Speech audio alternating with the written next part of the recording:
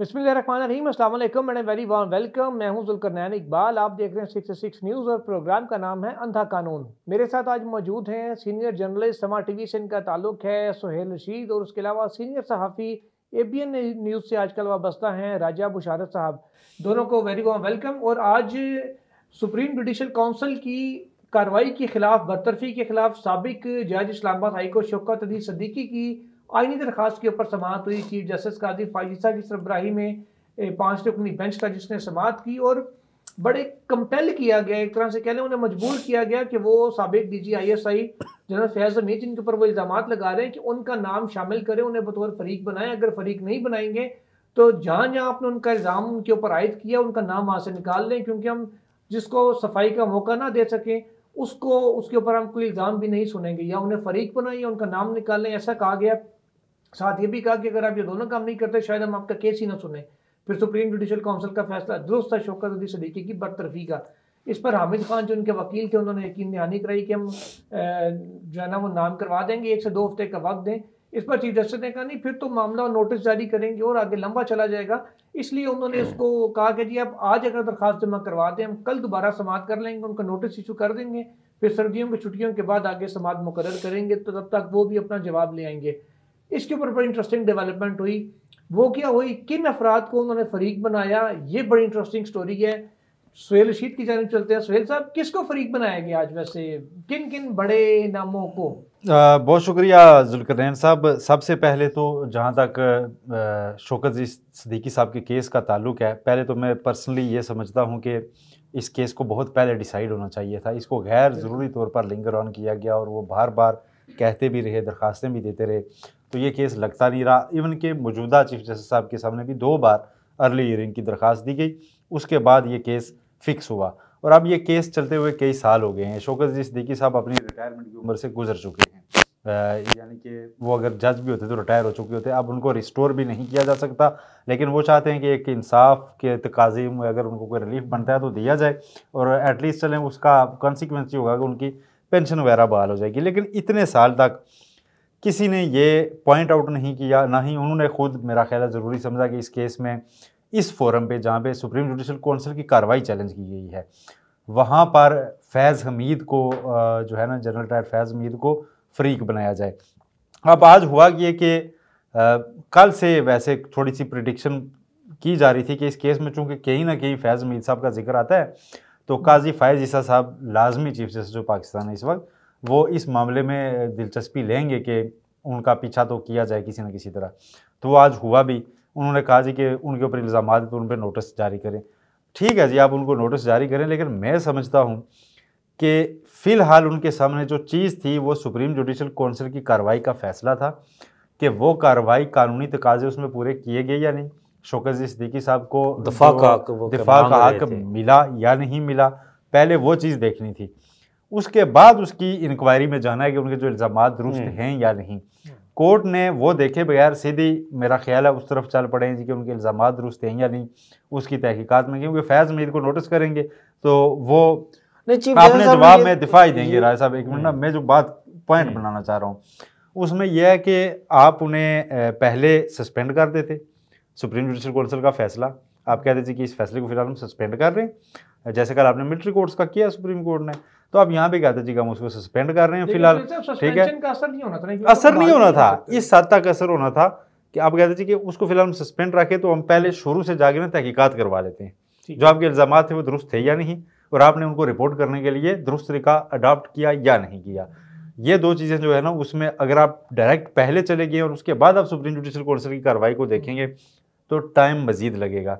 अब जवाब में आपने जो सवाल पूछा था कि किन किन शख्सियात को फरीक बनाया गया, जब उन्होंने इंसिस्ट किया था कोर्ट ने आज दिन को बहुत ज़्यादा जी कि आप फरीक भी बनाएं इसमें फैज़ तो उन्होंने कहा कि इल्ज़ामात, पहले बात की चली कि इल्ज़ामात ना लगाएं जी, यहाँ खड़े होकर अगर ये आपने करना है तो उन्हें फरीक बनाए जी। लेकिन उसी वक्त मुझे शक पड़ गया था कि आप शौकत सिद्दीकी साहब, जितना मैं उनको, हाँ, जितना मैं समझता था कि आप वो फैज़ हमीद को अकेले नहीं बनाएंगे, क्योंकि उनके जहन में आ गया था कि अब ये मामला जिस तरफ चल पड़ा है तो मज़ीद फ्रीकेन बनाने की नौबत आएगी, इसलिए उन्होंने पेशगी ही उन सारों को बना दिया है। उन्होंने अपने ये फ्रीकेन बनाते हुए जहन में जो चीज़ रखी है, जो मैं समझ रहा हूँ कि फैज़ हमीद अगर जवाब देते हैं तो वो अपने जवाब में कुछ और लोगों का नाम ले सकते हैं। यस, कि मुझे किसने डायरेक्शन दी थी, क्या उनको उन्होंने पहले ही नोटिस पे रख दिया है कि उनको भी नोटिस जारी करें। उसमें एक तो साबिक आर्मी चीफ हैं जनरल बाजवा साहब, उनको रखा गया है। इसके अलावा ब्रिगेडियर भी तीन ब्रिगेडियर्स हैं, उनमें ब्रिगेडियर रिटायर इरफान रामे, वो कहते हैं अभी भी किसी असाइनमेंट में है, पता नहीं वो आप दे सकते हैं या नहीं। ब्रिगेडियर रिटायर फैसल मरवत हैं, ब्रिगेडियर रिटायर ताहिर वफाए हैं, मोहम्मद अनवर खान कासी जो चीफ जस्टिस है उस वक्त जब ये सारा एपिसोड हुआ था। इसके अलावा अरबाब मोहम्मद आरिफ, ये साबिक रजिस्ट्रार हैं सुप्रीम कोर्ट पाकिस्तान के। इन सारे लोगों को उन्होंने फ्रीक बनाने की दरख्वास्त दे दी है कि इन सारों को मेरे केस में नोटिस जारी किया जाए। अब ये सारे फ्रीकेन आएंगे तो ये मामला एक बहुत लंबा होता दिखाई दे रहा है मुझे। अच्छा राय साहब, आपको इतने जो गवाह उन्होंने बीच में डाले हैं, बाजवा साहब हैं, फैज़ हमीद साहब हैं, ब्रिगेडियर्स हैं, कुछ रिटायर्ड हैं, कुछ एक उन्होंने रिटायर्ड लिखा है, एक की इतलात आ रही है कि शायद वो रामे साहब गालिबन हाजिर सर्विस है, मेजर जनरल है, सुना है क्यों सुना है कि वो हाजिर सर्विस है। बहरहाल अब इस सारे का इफेक्ट आपको क्या लगता है? सुप्रीम कोर्ट या काजी साहब का तो फोकस एक बंदे के ऊपर था जी, अब ये मामला जितना फैल गया, आपको लगता है कि ये या सारे बच गए हैं तो या सारे? नहीं, मैं ज़ुल्करनैन साहब समझता हूँ कि ये जो नोटिस जारी हुए हैं और कहा गया है कि उन्हें अदालत, मुझे नहीं लग रहा है कि वो अदालत आएंगे, वैसे आना चाहिए अदालत उन्हें, लेकिन ये है कि अगर वो जिस तरह सोहेल साहब ने बात की कि और आपने भी बात की कि काजी फैज़ जो मौजूदा चीफ जस्टिस हमारे, इनका फोकस सिर्फ एक ही बंदे के गिर्द घूमता है। वो डे फर्स्ट से उनका, जैसे आपको पता है कि उन्होंने फैज़ाबाद धरना केस भी वो लगा लिया था, फिर एक और वो यहाँ पर टॉप सिटी वाला भी लगा लिया था, फिर बाद में वो उन्होंने खुद पीछे हट गए थे। लेकिन ये अगर वो अदालत आए या ना आए, अगर उन्होंने जवाब दे दिया तहरीरी तौर पर रिटर्न के भाई ये मामला, ये मेरे पास खुद आते थे और कहते थे कि हमें बचाया जाए उस वक्त के चीफ जस्टिस से या बाकी मामला, तो फिर मैं समझता हूँ कि जो साबिक chief justice Islamabad high court है उनको लेने के देने ना पड़ जाए वहाँ पे, कि वो अपना केस के दफा के लिए आए थे, उल्टा वो सारा उनके गले में पड़ जाए कि भाई ये ठीक हुआ था सारा कुछ। मैं समझता हूँ कि इतना आसान नहीं होगा कि फैज़ हमीद साहब एडमिट करने के मैं इनसे मिलता रहा हूँ या इतना ताल्लुक था, पहली बात ही वहीं पर ख़त्म हो जाएगी कि अगर उन्होंने मिलना एडमिट कर लिया तो मसाइल उनके लिए भी पैदा हो सकते हैं। जवाब वो देते हैं या नहीं, वो अपने इदारे से भी गालबन मेरा ख्याल है अब कंसल्ट करें। नहीं, अगर रिटर्न उन्होंने जवाब दे दिया कि ये इन्होंने भी मुझ तक अप्रोच की तो फिर इस हवाले से मेरा ख्याल है कि वहाँ से जो जवाब आएगा इस नोटिस का वो ये आएगा कि आप हमें नोटिस नहीं कर सकते। मुझे ये लग रहा है कि आप हमें नोटिस नहीं कर सकते, ये कार्रवाई मेंटेनेबल नहीं है, ये वो किसी मेरिट का जवाब वहाँ से नहीं आने वाला लगा कि हम मिले थे नहीं मिले थे या क्या किया था क्या नहीं किया था। इतना आसान ये मामला मुझे नहीं लग रहा। इसमें एक फ्री कौन बनना चाहिए था। इसमें अगर हाई कोर्ट के चीफ जस्टिस फ्रीक बने थे तो इसमें मेरा ख्याल है आगे चलकर साकिब निसार साहब भी फ्रीक बनेंगे, इसलिए कि शौकत जी सिद्दीकी साहब का मौक़िफ़ है कि उन्होंने पैगाम भिजवाए थे कि मुझे अप्रोच किया जा रहा है, मिलना चाहता हूँ, तो उन्होंने मुझे रिप्लाई नहीं किया था। तो अगर उनकी बात है तो फिर एक चीफ जस्टिस बन रहे हैं तो दूसरों को भी फ्रीक बनना चाहिए। लेकिन मुझे लग नहीं रहा है कि इसमें कोई कुछ आउटपुट निकले या कुछ मामला, तो ये तो एक गंभीरता मामला बन गया ना। वो इतने एक साबिक आपके जो चीफ आर्मी स्टाफ है उनको फ्रीक बना दिया गया, उनको नोटिस जारी हो गए। जनरल फैज को जो रिटायर्ड अफसरान है वो भी चाहेंगे कि एक केस में तलबी होगी तो फिर हर जगह ही शुरू हो जाएगा काम, तो वो ये बड़ा ही नहीं है, बड़ा वो भी इस मामले को गंभीर मामला जितना समेट के पाकिस्तान में जिस तरह के मामला चल पड़े हैं ना, सुप्रीम जुडिशल काउंसिल में जिस तरह की कंप्लेंट्स जाना शुरू हो गई हैं, मेरा ख्याल है इसमें सुप्रीम जुडिशल काउंसिल के रूल्स में और काफ़ी सारी इसकी वर्किंग में भी तब्दीली आगे शायद चल के करनी पड़े कि इसमें सारे इल्ज़ामात इस नौयत के होते हैं कि जिनमें ट्रायल चाहिए होता है, तो उसमें ट्रायल की उम्र गुजरने तक जज की रिटायरमेंट की उम्र पहुंच चुकी हुआ करेगी, क्योंकि अगला केस आप डिस्कस करेंगे तो उसमें भी मामला यही है। मुज़ाहिर नकवी साहब का प्रोसीडिंग हुई, पहले तो उन्होंने मुलतवी करने की सजा की जो कौंसिल ने मुस्तरद कर दी, उसके बाद फिर ओपन कोर्ट में उन्होंने लगाने का कहा, दरखास्त पे दी थी, वो मंजूर हो गई, उसका ऑर्डर भी आके ओपन कोर्ट में लिखवाया गया, ओपन कोर्ट में प्रोसीडिंग हुई और बड़ी इंटरेस्टिंग किस्म की प्रोसीडिंग हुई। नकवी साहब को जवाब देने का कहा गया, बार बार वो कहते रहे जी कल सुप्रीम कोर्ट में हियरिंग है, सुप्रीम कोर्ट के बेंच को पहले फैसला करने दें। उन्होंने कहा जी नहीं, वो अलहदा आईनी फोरम में है, हम अलहदा आईनी फोरम में। चीफ जस्टिस काजी फाइज़ा ने कहा हम तो कार्रवाई से नहीं रुकेंगे, आप जवाब नहीं देना चाहते तो एक्शन ले लेंगे, हम अपना काम करेंगे। इस पर फिर ख्वाजा हारिस जो वकील थे जस्टिस मुज़ाहिर नकवी के, उन्होंने वक्त मांगा और उनको 1 जनवरी तक अब जवाब का टाइम मिला है और साथ ही साथ 11 जनवरी को समाअत होगी। उन्होंने कहा जी अगर तो जवाब उनका सेटिस्फैक्ट्री हुआ तो नोटिस ड्रॉप, अदरवाइज उन्होंने गवाह की भी लिस्ट बना दी, उनको नोटिस भी कर दिए साथ ही कि जनाब ये लोग जो गवाही देने के लिए 3 दिन में अटॉर्नी जनरल बतौर प्रोसिक्यूटर लिस्ट देंगे और वो अपना रिकॉर्ड तैयार रखें, हो सकता है आपको बुलाना पड़ जाए। सुहेल रशीद साहब, ये इतनी वो जो प्रोसिक्यूटर के करने वाला काम था, कौंसल खुद भी वो करी जा रही थी, तो शायद कौंसल को क्या पता नहीं था चीफ जस्टिस साहब को कि ये जुडिशल कौंसल की कार्रवाई चलाई कैसे जाती है, या फिर वो जानबूझ के कर रहे थे? मेरा ख्याल है वो थोड़ा सा लगा उनका कि कौंसल जो है ना कार्रवाई को बड़ा आगे बढ़ाना चाहती है कि नेक्स्ट स्टेप पे कुछ तो जाए, आज हमारे बैठने का कुछ तो फ़ायदा हो और उसमें हम गवाहों को बुला लेते हैं तो एक मतलब पैरेलल हो जाएगा कि नोटिस का जवाब आएगा और गवाह भी खड़े होंगे तो कुछ गवाहों को हम सुन भी लेंगे। लेकिन जो विटनेस जो बताए गए हैं अदालत के सामने, अब आमदन से ज़ायद असासों का इसमें थोड़ा सा आप मुझे वक्त देंगे, डिफ्रेंशिएट करना क्यों ज़रूरी है जज के लिए। ठीक है, जज की स्क्रूटनी बड़ी सख्त होनी चाहिए, लेकिन आमदन से ज़ायद असासे बनाने का इल्ज़ाम पाकिस्तान में बहुत कॉमन है। ये लगा दिया जाए तो उसके बाद जो है ना कॉन्सिक्वेंसेस हर किसी को, सियासतदानों ने भी फेस किए हैं, लेकिन सियासतदानों के पास रेमेडी होती है कि वो कल बरी होकर दोबारा सियासत कर लेते हैं। एक जज के ऊपर सिर्फ अगर इल्ज़ाम लगे और उसे आप जज की वजह से हटा दें तो वो रिटायरमेंट की उम्र गुजार चुका होता है और उसके बाद अगर वो कल को पता चले कि उसके साथी नहीं है, और पता भी कैसे चलेगा, आप नैब को तो इसका केस भेजते नहीं, आप तो सिर्फ कौंसल के फोरम पे एक बाल्दी नज़र में देखते हैं कि ये चीज़ है ये नहीं है, और आप जनाब उसको ना फैसला सुना देते हैं, काइंड ऑफ समरी ट्रायल। ठीक है, तो उसमें मेरा ख्याल है जज के ऊपर भी जब आमदन से ज़ायद सासे बनाने का केस आता है तो उसको भी कम अज़ कम इक्वल ट्रीटमेंट उस तरह तो मिलनी चाहिए कि जो आम एक्यूज को मिलती है, कि उसके ऊपर नैब उसे नैब उससे जवाब लेता है, नैब उसके बाद उसके खिलाफ पूरे एविडेंस लाता है। सबसे पहले उसके मालूम ज़राए आमदन के एविडेंस पूरे इकट्ठे किए जाते हैं कि इसने ये मालूम ज़राए से इतनी आमदन इसकी है और ये एसेट इसके नाम पे है और ये इस आमदन से इतना ज़्यादा है, वो फ़र्क साबित करना होता है। और उसके बाद फिर जवाब का वक्त पूरी अदालत की कार्रवाई के दौरान लगा रहता है और वो कई साल केस चलता है। अच्छा, अब यहाँ पे जज साहब के खिलाफ जब इल्ज़ाम लग गया तो आपने नैब को तो मामला भेजा नहीं, इंक्वायरी तो करवाई नहीं, आपने सीधा ये किया कि उसको शोकाज किया। शोकाज के जवाब में आपने देखा जी सेटिस्फैक्ट्री है या नहीं, उधर के विटनेस देखे जी, अच्छा जी इसकी फ़लाँ जगह भी जायदाद है, फ़लाँ जगह भी जायदाद है, फ़लाँ इसके बेटे की भी है उसकी, तो बज़ाहिर जनाब इसने दिया, तो बज़ाहिर इसने दिया, तो जवाब में आप कहें जी कि नहीं मैं मुतमईन नहीं और जज से फ़ारग।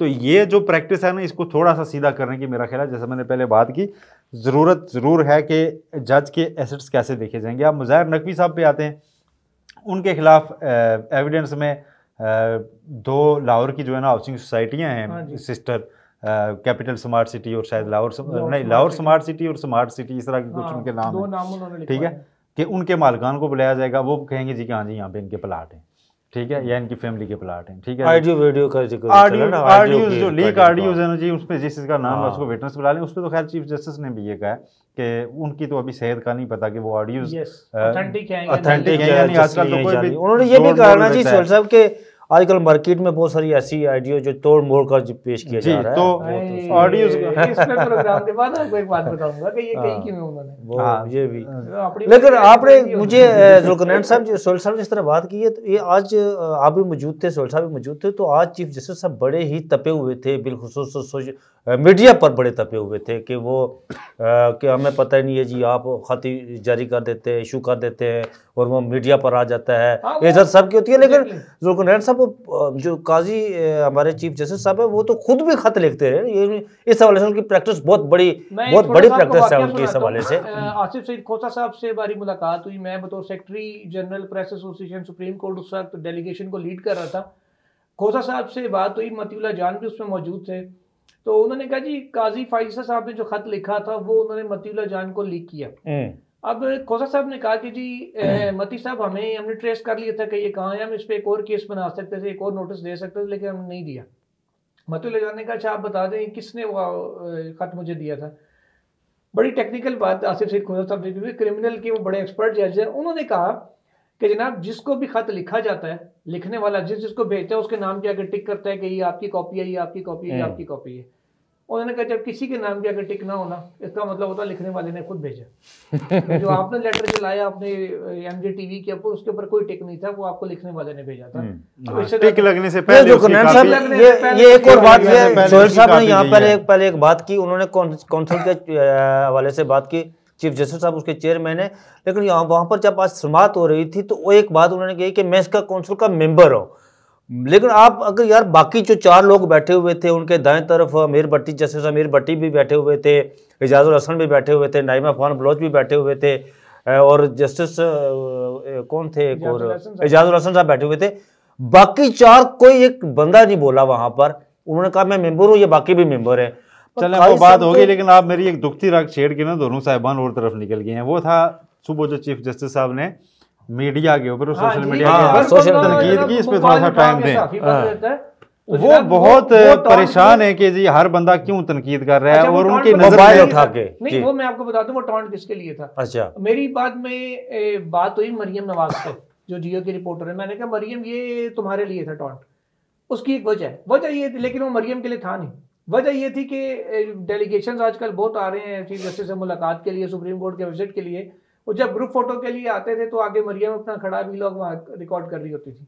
उन्होंने कई दफ़ा देखा तो मैं कहा मरियम लगता है तुम्हें कहा उन्होंने कहा नहीं ये मुझे नहीं कहा, उन्होंने कहा बन जाता है मीन्स के किसी मर्द को कहा। असद तूर साहब इतने प्रेस रूम में आके बैठे, मैं कहा असद भाई ये लगता है आपके लिए जुमला? उन्होंने कहा जी मेरे लिए। उन्होंने कहा कि जो जुमले कयूम सदीकी मेरे मुतालिक कहता था वही काजी साहब ने कहे, तो मेरी बातों की तस्दीक होगी कि मैं उनको दुरुस्त कहता हूँ, इल्ज़ाम लगाता हूँ कि वो PR हुए, मेरा इल्ज़ाम सच्चा साबित हो गया। तो ये मुझे ही टारगेट किया गया था। चीफ जस्टिस ने मुझे कहा था कि जना मोबाइल उठा के देखें, चीफ जस्टिस साहब ने सुबह कहा कि हर बंदा तनकीद करता है मोबाइल उठा के साफी बन जाता है। तो मैं बता दूं कि प्रैक्टिस एंड प्रोसीजर का फैसला आ चुका है। सर बहुत अच्छा है कि आपको याद रहना चाहिए, प्रैक्टिस एंड प्रोसीजर का फैसला आ चुका है, वो एक्ट बन चुका है। उसके तहत आपने 3 रुकनी कमेटी में बैठ के बेंच तश्कील देने, और उस पर आपके एक रुकन ने आप पे खत लिख के ये कहा है कि जो फौजी अदालतों वाला बेंच है और जो जस्टिस मुज़ाहिर अकबर नकवी के केस का बेंच है, ये आपने कमेटी के सामने रखे ही नहीं, ये आपने खुद से तश्कील दिए हैं। आपने उनके इस इल्ज़ाम का अभी तक जवाब नहीं दिया, इसलिए हर बंदा मोबाइल उठा के ये बात कर रहा है कि आपने उसका जवाब नहीं दिया। आपने उसके बदले में 18 नवंबर का एक खत जो है ना वेबसाइट पर डलवा दिया कि जिसमें आप उनको निशानदेही की गई है कि आप ऑफिस टाइमिंग पूरे नहीं कर रहे, और उसके जवाब में भी उन्होंने आपको जब 17 नवंबर का खत वो भी सामने रख दिया है, और उसमें उन्होंने बताया हुआ है कि जनाब आप तो शुरू से ही प्रैक्टिस एंड प्रोसीजर के तहत फैसलों को फॉलो नहीं कर रहे, और आपने 16 नवंबर को यानी पिछले माह दे रहे हैं ऐसा ही आपने तरफ से एक बेंच तश्कील दे दिए, और अभी 2 अहम केसेस के भी, तो उस पे आपने कैटेगोरिकली कोई जवाब नहीं दिया। आपने आज सुबह सिर्फ शौकत सिद्दीकी साहब वाले केस के हवाले से कहा कि इसमें फलां नहीं बैठे थे, तो मैंने ये बेंच बना दिया। मैं किसी को बेंच से नहीं उठाता, मैं बड़ा शफाफ चलता हूँ। जमहूरियत बड़ा होता है, तो हर बंदे को साफी आजकल मुल्क में जमहूरियत की बात साफी बन सकता है, कोई मसला नहीं है। हम साफी हैं, हमें कम जो भी जिसके पास साफी होता है ना, हमें एतराज नहीं है कि कोई नया बंदा साफी। मेरा जो एतराज है ना वो ये है सोहेल साहब के ऑफ द रिकॉर्ड हमारे चीफ जस्टिस साहब ये बातें करते हैं, जुल्करनैन साहब ये बात करते रहते हैं कि मैंने मेरे खिलाफ उनके खिलाफ जो रेफरेंस दायर हुआ तो वो कहते हैं कि मैंने मीडिया की ताकत को साथ रखकर ये केस अपना लड़ा था और जीता था।